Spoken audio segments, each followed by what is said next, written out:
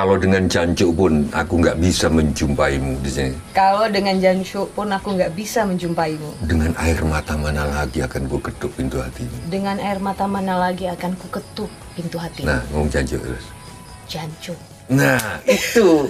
Kita sering marah kalau reok atau tempe atau wayang diakui Malaysia. Kalau aku enggak, ya biarkan diakui mereka. Daripada kita nggak ngerawat. Pemimpin tangan besi akan mematikan nyali. Tapi pemimpin yang dinabikan akan mematikan nalar. Artinya apa tuh, Mbah? Kalian jawab sendiri, Jokowi masuk yang mana? Tapi aku punya saran kepada Ganjar. Mungkin Pak Jokowi akan milih dia. Tapi mungkin nggak jadi milih dia kalau dia terlalu fotokopi Jokowi.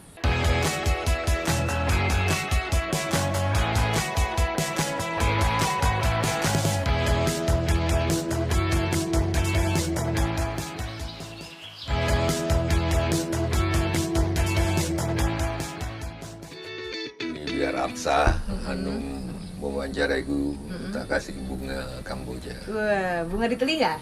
Ya, yang kiri. Kiri. Yang kiri. Kenapa di telinga kiri, Mbah?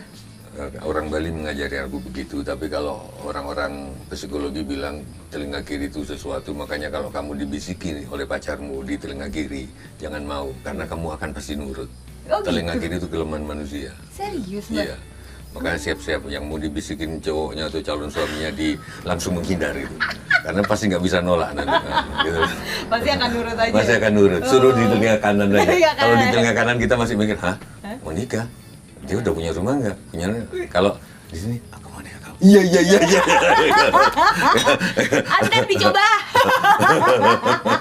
Oh gitu. Saya udah kayak Sujiwo Tejo belum? Mbak, sebuah kehormatan aku boleh nyobain nggak sih topinya, Mbak? Anak kurang ajar. Anak kurang ajar banget Aku itu. cobain topinya, Mbak.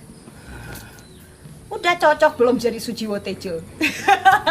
Cantik ya bagiannya. Asik. Jadi kayak Kobo Yiha, Mbak, kalau aku yang pakai. Aku kembalikan lagi. Iya. Silakan, Mbak Tejo. Westlife. Iya. Westlife. Westlife. Mbah, mengimajinasikan sebuah republik mimpi bernama Republik Jancukers. Kata-kata Jancukers ini kan identiknya dengan bahasa yang kasar, Mbah. Banyak orang kayak kalau ngedengar itu, gak boleh ngomong gitu, kasar. Enggak, sekarang sudah terredefinisi. Gitu. Gimana bisa karena Sujiwo Tejo? Mungkin kalau mau GR-nya loh ya. Tahun 2012 aku nerbitin buku Republik Jancukers yang nerbitin Kompas. Dan kata pengantarnya Pak Yakob Utama, Pak Yakob almarhum, Utama. tokoh pers lah. Gini, dari makian itu aku ubah bahwa jancuk itu kemesraan di negara yang terlalu beku, yang sudah formal, yang setiap calon pemimpin itu fotonya pasti begini. Terus kayak jadi orang paling beres di dunia gitu. Gini loh, Mbah, gini. Atau gini. Iya. Semua di baliho-baliho nggak ada yang gini gitu loh. Apa-apa di baliho-baliho apa adanya gitu. Sejak itu aku, bangsa ini sudah mulai darurat komunikasi. Karena semuanya jadi formal. Nah, jancuk salah satu yang untuk mencairkan kebukuan itu. Karena di Jawa Timur itu aslinya kalau aku nggak punya duit, mau pinjem duit ke Hanum, aku akan bilang, Num, jancuk aku pinjemin duit dong, gitu. Terus Hanum bisa bilang, jancuk aku juga lagi nggak ada, gitu. Kenapa nggak kemarin? Jadi, atau kita lama nggak ketemu nih, Num, jancuk masih hidup kamu? Oh iya, Cok. Cak Lontong, Ahmad Dhani, Ari Lasso, itu udah kenal gitu. Jadi sejak kapan jancuk jadi makian gitu loh. Itu aja sih. Buat orang yang gak mengerti kan pasti anggapannya kayak gitu, Mbak. Spektrumnya tuh luas, spektrum jancuk itu. Dari tergantung kita serempetan apa-apa. Terus kita bilang itu, tapi marah itu makian baru gitu loh. Gitu Iya, ya? tapi kalau jancuk cantik banget, ya, itu bisa gitu loh. Kayak kalau Mbah Tejo yang ngomong enak aja gitu. Kalau ngomong gitu, kalau saya ngomong takut kasar gitu, Mbah. Gimana cara mengatakan kata tersebut tanpa terdengar? Caranya adalah kembali ke filosofi jancuk yang aku perkenalkan lewat buku-buku. Jadi jancuk itu falsafahnya, kalau dengan jancuk pun nggak sanggup aku menjumpaimu, dengan air mata mana lagi akan ku ketuk pintu hatimu. Itu falsafah jancuk. Coba Mbak ajarin aku ngomong jancuk yang enak coba. gitu. Dari ini gini, di sinian nawaitunya. Nawaitu. Kalau dengan jancuk pun aku nggak bisa menjumpaimu di sini. Kalau dengan jancuk pun aku nggak bisa menjumpaimu. Dengan air mata mana lagi akan ku ketuk pintu hatimu. Dengan air mata mana lagi akan ku ketuk pintu hatimu. Nah, ngomong jancuk terus. Jancuk. Nah, itu baru. Bayangkan kalau Pak Jokowi nanti di 2024. Bayangkan Pak Jokowi di 2024 di sidang DPR ya, di perpisahannya itu kan. Saudara-saudara sebangsa dan setanah air, saya mohon maaf atas kesalahan. Kan jadi formal, gak enak kan? Bayangkan kalau Pak Jokowi, Cuk, aku minta maaf Cuk, atas selama 2 periode ini, namanya manusia pasti ada salah-salahnya ya Cuk ya. Pasti anak-anak siap Cuk gitu. Gitu. Pak Jokowi apabila Bapak sedang menyaksikan tayangan ini, mohon tidak usah dipertimbangkan. Tidak usah berpikir. Mohon Bu Iriana jangan melarang Pak Jokowi Jangan bilang larang. jancuk ya. Karena jancuk adalah masa depan komunikasi kita. Iya. Kalau Mbah yang ngomong mah sah-sah aja. Oke, Mbah berlanjut tadi sedikit tentang 4 wajah yang ada di gambar ukiran itu. Mount Rushmore ya. Mount Rushmore. Mbak sering ngomong kan dalam beberapa kali kesempatan bahwa murid saya itu cuma ada 2, cuman Gusmus sama Cak Nun. Maksudnya apa Mbak? Itu aku juga nggak tahu lahir di mana ya. Mereka Yang jelas berbeda, Mbak. begitu dengar itu, Gusmus itu ngakak kepinggel-pinggel. Oh iya. Itu di acaranya Gusmus di Rembang. Aku waktu itu ingat Pak siapa ahli tafsir bapaknya Quraisy Shihab. Quraisy Shihab datang, beliau kan sahabatnya di Kairo. Najwa datang juga waktu itu. Jadi ada banyak ngumpul, seluruh kiai ngumpul. Itu acara apa aku lupa, mungkin haulnya Bu Fatma, istrinya, mungkin doh ya. Terus aku di Daulat Maju, mohon maaf saya agak minder di sini karena seluruh kiai di Indonesia ngumpul dan setiap kiai punya murid yang ribuan bahkan ada yang jutaan. Sedangkan murid saya cuma 2 gitu. Yaitu Gusmus dan Cak Nun. Jancuk itu Gusmus kepinggel-pinggel, Najwa itu sampai namanya Quraisy Shihab itu ketawa. Terus sejak itu aku bilang, terus ada yang bilang, cuma 2, tapi murid mereka banyak Cok. Berarti cucu muridmu itu jutaan. Aku gitu ya. Cuma 2, tapi Gusmus yang muridnya jutaan dan Cak Nun. Berarti cucu murid gue. Enggak, itu guyon. Mbah, tadi banyak kita bicara soal hidup beragam, hidup dengan keberagaman. Indonesia Mbah, negeriku. Ini kan negeri yang penuh dengan apa ya, ras, suku, agama. Bicara tentang kehidupan beragama, bahwa apa ya, hubungan antar umat beragama saat ini tuh baru level membela Tuhan. Padahal katanya Tuhan itu tidak perlu dibela. Kalau ini dikaitkan sama kejadian intoleransi, Mbah. Polarisasi yang terjadi 2019 lalu, lagi heboh-hebohnya pada saat itu gitu. Gimana sih sebetulnya Mbah melihat, memotret kehidupan beragama yang ada di Indonesia yang masih aja bisa disetir sama politik? Gini, di wayang mudah-mudahan kamu nggak bosan. Di wayang ini ada Hanuman datang ke seorang guru. Ini jelmaan Tuhan yang sedang memanifest di Gunung Kutarumbu, memanifest menjadi Tuhan. Namanya Begawan Kesawasiti. Oke, aku terima kamu sebagai muridku, tapi kamu harus bersaksi, bersahadat bahwa kamu hanya menyembah padaku. Iya, aku menyembah. Oke, dah, tolong pegangin. Ini Hanuman, dah.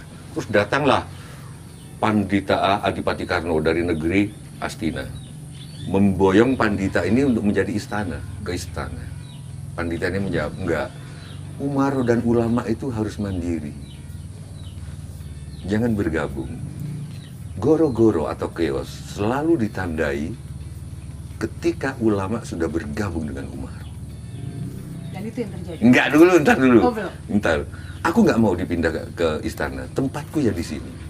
Langsung anak panahnya senjata kunta itu diarahkan, ini andalannya senjata Karno. Dilepaskan, ya Hanuman dat, karena dia sakti, nyaut andalan itu senjata kunta. Terus dia lapor, guru, senjata kunta sudah saya rampas. Nah ini, Anoman membela guru, membela orang, membela sesuatu itu bagus. Tapi harus pada tempatnya. Membela guru itu bagus. Membela orang tua itu bagus. Karena mereka makhluk. Aku ini bukan makhluk. Aku kholik. Kamu tadi bersumpah sudah menyembahku. Kamu ini siapa kok bela-belain aku? Kamu kira aku nggak bisa dengan senjata kunta? Kira-kira gitu loh. Nah sejak itu aku punya pendapat Tuhan nggak perlu dibela. Ternyata Gus Dur juga punya bukunya. Ini aku share supaya kita nggak sumbu pendek. Aku nggak pernah nyebut non Muslim loh. Cek beberapa tahun terakhir. Aku belajar dari Pak Bondan Maknyus. Dia marah ketika dia tersinggung ketika disebut non Muslim. Enggak, agama saya bukan non Muslim. Agama saya Kristen. Umat Kristiani. Oke, kita nggak punya imajinasi. Kalau Islam itu mayoritas, sebutan non-muslim itu nyakitin loh. Seperti termarginalkan. Iya. Aduh, kamu cerdas banget. Pantesan SCTV harus naik gaji 3 kali lipat. Ini cerdas. Oke, 3 kali. 3 kali. 3 kali. Karena gini, bayangkan coba. Aku kalau aku pernah Cak Nun janji itu nanti. Habis Maya, anakku disuruh mimpin doa. Oh, iya? Di ending, aku bahasa Arabnya kacau balau. Tapi aku tahu dia itu ngerjain aku. Ya, silakan Sutijo Tejo mimpin doa. Mampus kamu di depan. Aduh, apa itu? Tapi aku nggak ngomong, kami akan berdoa secara Islam, yang non-Muslim, monggo. Aku nggak pernah. Serius, sejak Pak Bondan. Yang Kristen, yang ini, yang Buddha, dan yang lain-lain, silahkan dengan caranya sendiri. Aku nggak pernah pakai non-Muslim karena itu nyakitin. Bangsa Indonesia yang punya Pancasila, halo Mbak Mega Brin, tolong sebutan non-Muslim itu kalau dipikir-pikir nyakitin. Ketika Muslim mayoritas, sebutan non-Muslim nyakitin, bener nggak? Ketika Muslim itu minoritas, mungkin non-Muslim nggak begitu. Bayangkan kalau kita, oke teman-teman, bayangkan kamu hidup di negeri yang mayoritas Buddha. Oke, tiba-tiba dalam suatu pertemuan, oke aku akan memimpin dalam keyakinan Buddha, yang non-Buddha silakan. Aduh, kalau aku coy, aku bukan non-Buddha, aku Islam. Bener gak sih, Nu? Bener. Hal-hal yang kecil ini masalah toleransi. Untuk satu ini aku setuju, Mbak. Yang tadi nggak setuju? Yang ini aku setuju banget. Yang tadi yang betul? Setujunya sedang-sedang. Oh. Iya. Ini aku setuju banget. Mbak, Ya. mari kita bicara lebih banyak soal politik. Ya. Dari tadi Mbak nyinggung politik mulu, ngomongin karir ke politik, personal ke politik, budaya ke politik. Sekarang kita beneran ngomong politik. 4 Desember 2018. Mbak pernah nge-tweet, menurutku Pilpres 2019 itu udah selesai. Daripada buang waktu atau energi untuk kampanye dan lain-lain, mendingan kedua kubu ini berembuk program bareng untuk kemajuan iptek, perbaikan lingkungan, perluasan lapangan kerja, dan lain-lain. Kalau kubu yang merasa udah kalah nggak mau merapat, ya kubu yang ngerasa udah menang lah yang merangkul. Kenapa percaya diri sekali untuk nge-tweet seperti ini? Mbah pada saat itu udah tahu siapa yang akan memenangkan Pilpres. Leo Agnes sama Nisa Sabian gitu. Yang ada di dua kubu berbeda. Dekat Aku nggak sama mau jawab, Mbak. aku nggak mau jawab. Kenapa? Aku nggak mau jawab. Kenapa, Mbak?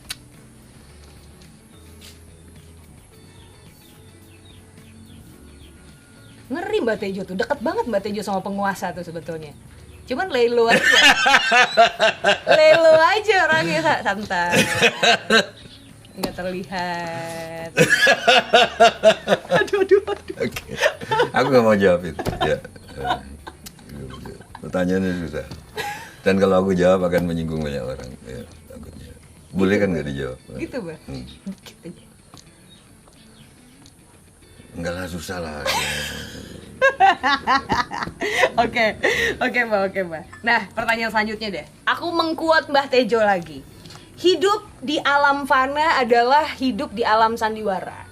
Kalau kita bicara tentang ini Mbah, relate banget kalau ngelihat manuver-manuver elit-elit politik yang sekarang yang mungkin masih ada di jabatan strategis ataupun mengepalai partai besar di Republik ini yang terlihat lah untuk ngebangun koalisi, bikin deal-deal politik dan seperti itu. Mbah juga pasti menyaksikan itu dong secara langsung ataupun dari media. Sementara kita, rakyatnya nih, cuma bisa jadi penonton Mbah. Cuman ngeliatin aja gitu. Tapi di luar semua itu, at the end rakyat cuma hanya bisa menerima apapun hasilnya nanti. Seperti nanti Pilpres, kita nggak tahu nih, harapannya pilihannya lebih dari 2 calon gitu, 3, 4 mungkin. Tapi kan yang memutuskan bukan kita. Sedangkan negara-negara demokrasi itu rakyat yang dilibatkan. Tapi kita enggak. Pendapat Mbah gimana? Pertanyaanku adalah, kita ini hidup di atas kertas apa di atas bumi? Di atas bumi. Ya udah, berarti sudah menjawab semuanya. Di atas kertas seperti itu. Seharusnya rakyat yang memilih. Tapi kita hidup di atas bumi. Itu bedaku sama Rocky Gerung. Rocky Gerung itu hidup di atas kertas. Sorry ya Rocky ya. Dengan segala kehormatan lu. Sujiwo Tejo hidup di atas bumi. Ya. Itu Mbah. Ya, dia kalau suruh marah suruh datang ke aku. Enggak, kita berteman juga soalnya. Tapi nggak apa-apa, dia is okay. Dia nyadari. Harusnya rakyat. Kamu bayangkan kalau dari sejak pemilihan calon diserahkan ke rakyat, sampai kapan? Sampai kapan? Kalau nggak di kamar-kamar dulu, disediakan calon di kamar-kamar, calon sudah ada, nih rakyat harus suruh milih kan? Ya kan, maksudmu gitu? Maksudmu dari sejak penggodokan di kamar-kamar Iya, itu, pengen tahu di dong PDI, entah Puan, entah Mega, Iya. walaupun aku dengar-dengar katanya PDI sudah memutuskan lah, Udah. gitu lah, udahlah ya kita tahu. Siapa Mbah siapa? Udah lah pokoknya, gitu ya. Yang Mbak undang ke YouTube ya 4 bulan lalu. Nah, jadi sebetulnya rakyat sudah nggak milih sih, cuman dipilihkan, disuruh milih yang sudah dipilihkan, gitu kan. Bayangkan kalau dari awalnya, dari proses keterpilihan rakyat terlibat, sampai kapan? Karena orang Indonesia ini jago maido. Maido itu ngenyek, julid, makanya ada istilah lambe tura. Makanya ada istilah, aku setuju teman-temanku, kalau di Indonesia ini maido atau ngerasain orang itu dibayar, seluruh orang Indonesia sudah jadi konglomerat. Mbak pernah dibayar jadi mah itu Mbak? Enggak, sayangnya enggak. Ridwan Kamil di Paido. Ya Paido ya, di Paido apa ya Paido? Alah. Iya. Ganjar di Paido, Khofifah di Paido, Anies di Paido. Makanya lambe tura. Sampai kapan selesai? Sampai kapan muncul tiga kamar ini? Tapi di Pak itu menaikkan elektabilitas loh Mbak, makin famous. Lah iya oke, tapi kalau ini diserahkan. Itu makanya yang terjadi sampai kapan tuh kalau misalnya Sampai rakyat kapan? dilibatin. Terus, Ya. Di Indonesia, sorry to say, pasti kalian protes. Yang paling cocok memimpin Indonesia, ini Sujiwo Tejo yang ngomong, adalah tangan besi. Karena cocoknya orang Indonesia itu beda sama cocoknya orang sana. Kalau di luar tangan besi Margaret Thatcher. Iya udah selesai. Siapa Mbak yang paling bertangan besi di Indonesia menurut Mbak dan cocok buat mimpin?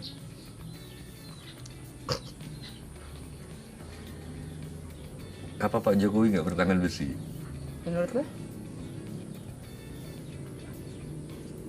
Kamu selalu menyudutkan aku gitu loh. Mbak Gitu loh. Mbak, aku Gitu loh. penasaran. Enggak. Perspektifnya Mbak. Tapi kenapa orang kangen Soeharto? Karena itu. Banyak orang memuji Soeharto. Aku tanya ke orang, kita hidup di atas bumi atau di atas kertas? Di atas bumi, oke.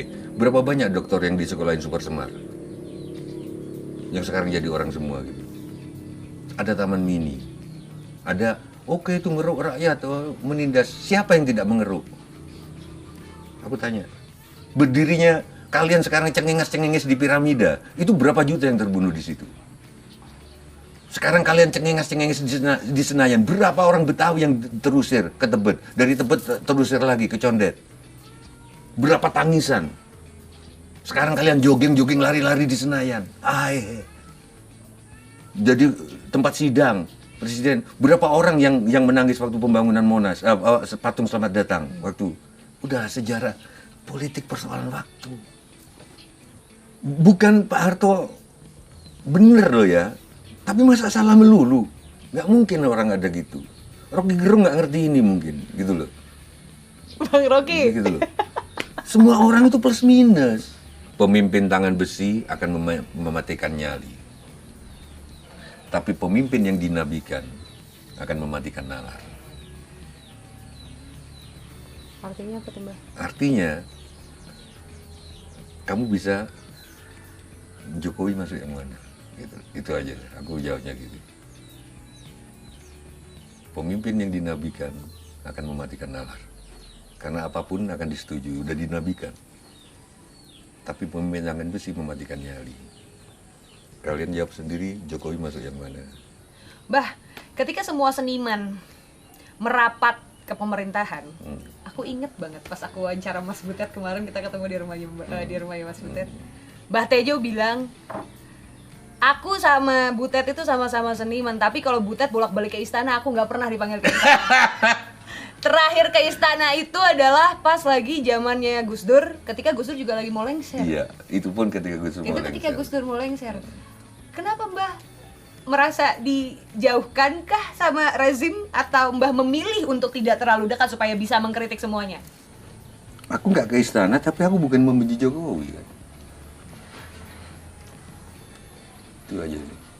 Kenapa sih kalau nggak ke... Aku di Twitter dianggap kadrun. Aku juga bingung, nggak ngerti. Aku nggak ngerti. Beberapa kali Pak Jokowi aku belain.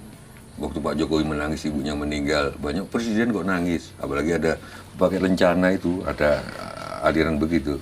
Nggak boleh nangis, karena dijatuhin air mata, dia akan menggugurkan nilai-nilai. Kepemimpinan. Aku bela. Pak, saya tahu seorang presiden nggak boleh menangis seperti itu. Tapi saya pernah kehilangan ibu saya. Dan saya bisa mengerti kenapa Pak Jokowi menangis. Tapi itu nggak di-refer sama orang-orang. Dianggap aku tetap kadrun. Gimana sih gitu loh. Apa aku bilang Pak Jokowi tangan besi tadi? Apa? Enggak, Mbah nggak mention gitu. Apa aku bilang Pak Jokowi dinabikan?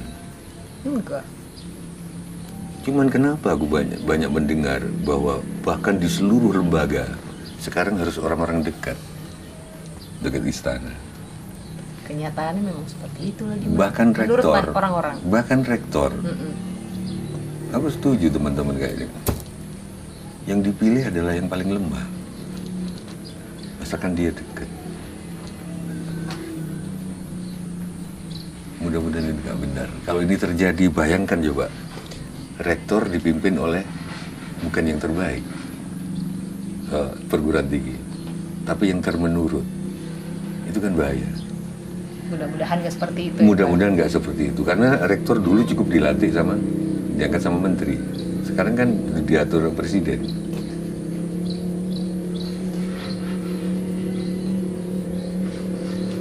Karena Jokowi punya musuh yang paling besar menurut aku di Indonesia ini. Yang adalah dirinya sendiri. Tolong Pak Jokowi waspada terhadap musuh paling besarnya itu. Bahwa semakin semua orang nempel, semakin gak stabil bangsa ini. Karena ilmu pengetahuan mengajarkan segala sesuatu harus bervariasi. Semakin monoton, semakin ringkih lingkungan itu. Oke, Mbah, sebelum kita lanjut, Mbah, aku punya games buat Mbah. Namanya adalah Reality Check. Jadi di games ini Mbah harus milih, gak boleh gak milih. Kapan kita merdeka kalau gitu? Gitu ya, Mbah? Untuk bebas saja diharuskan. Diharuskan. Sekarang game juga harus. Aku kalau lihat foto-foto bersama tuh, oke ya, jelek, sekarang gaya bebas. Aku nggak mau aku. Gak mau. Gaya bebas jangan diatur dong. Iya, kan bebas. Bebas gitu loh. Oke, kita mulai Reality Check. Pertanyaan pertama, matematika apa teknik sipil? Matematika. Wow. Agus Hadi atau Sujiwo Tejo? Sujiwo Tejo. Karena nyebutnya susah. Suka Sutewa Cewa, orang suka susah banget. Aku seneng nyiksa orang. Ya. Gus Mas, ada Sujiwo Telo? Ada gitu. Ada. Saking gebelibetnya. Sujiwo Telo? Telo itu singkong. Singkong. Masa Apa? Sujiwo Telo. Gusmus atau Cak Nun?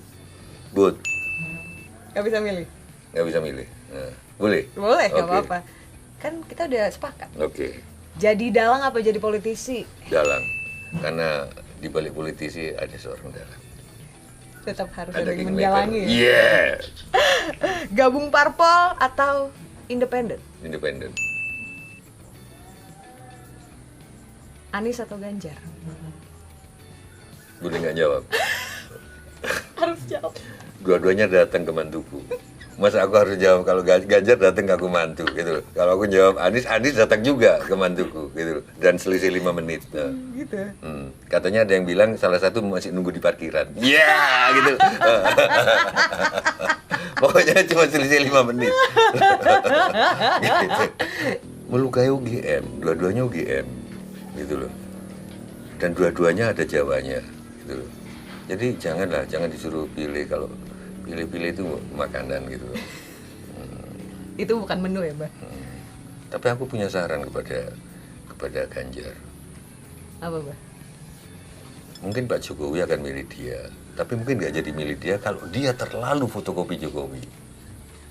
Bisa jadi di saat-saat terakhir Pak Jokowi nggak milih dia, karena terlalu fotokopi gua banget gitu. Belusuannya, ininya. Mau cari agak beda dikit gitu Mas Ganjar. Ya, ya. Udah sampein langsung nggak ke Mas Ganjar? Kan Waktu itu belum kupikir. Belum kepikiran. 4 bulannya kan, aku pernah ketemu waktu itu belum kupikir. Gitu. Tapi waktu itu aku nanya, samain bandeng nggak? Apa bukan? Dia pegang wayang bandeng tapi gemetar gitu loh. Samain bandeng nggak? Bukan. Bukan, saya bukan bandeng. Lu samain bukan bandeng? Enggak, saya Ganjar Pranowo. Iya kan aja gitu. Berarti afiliasinya nggak selalu harus sama Banteng ya? Loh enggak juga ya, nggak tahu kalau kita mikirnya ke sana iya, tapi kalau mikirnya kita letterlek kan ya memang Ganjar Pranowo juga bukan bandeng gitu loh. Ganjar Aku Pranowo. kan nanya loh, Mas, tapi bandeng itu buta warna loh. Matador itu pakai merah-merah gini itu hanya action aja, merah. Sebenarnya mau kuning, mau hijau, mau dikasih kuningnya Airlangga atau hijaunya Caimin, dia tetap nyeruduk gitu loh, karena bandeng buta warna. Loh, terus dia nanya, loh, jadi bandeng begitu loh. Loh iya, saya malah nggak tahu kalau bandeng itu buta warna. Ah, sampean jangan pura-pura nggak tahu, sampean kan bandeng. Enggak, saya bukan bandeng, saya Ganjar Pranowo. Oh iya. Mbah, terima kasih banyak Sama-sama. atas waktunya buat Point of View. Iya. Obrolan yang sangat menarik dan insightful sekali. Thank you. Aku Iya. meyakini bahwa sesi ini akan ditunggu-tunggu lagi, mungkin nanti next kita akan undang lagi. Dan kesempatan yang berbeda, Mbah Tejo untuk hadir di Point of View. Oke. Sehat-sehat ya, Mbah. Thank Tetap you, berkarya. Iya, thank you. Lebih- Iya, Oke. Oke, baik kalau begitu sampai di sini dulu episode Point of View bersama dengan Sujiwo Tejo. Saya Aziza Hanum, sampai ketemu lagi di Point of View berikutnya. Assalamualaikum.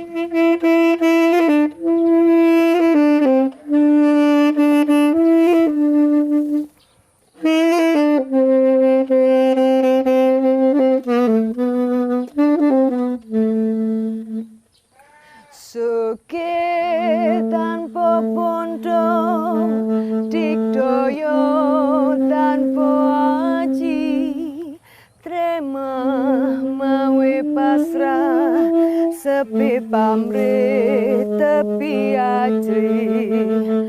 Suke tanpa bondo, dikdoyo tanpa aji, tremah mawe pasrah, sepi pamrih tepi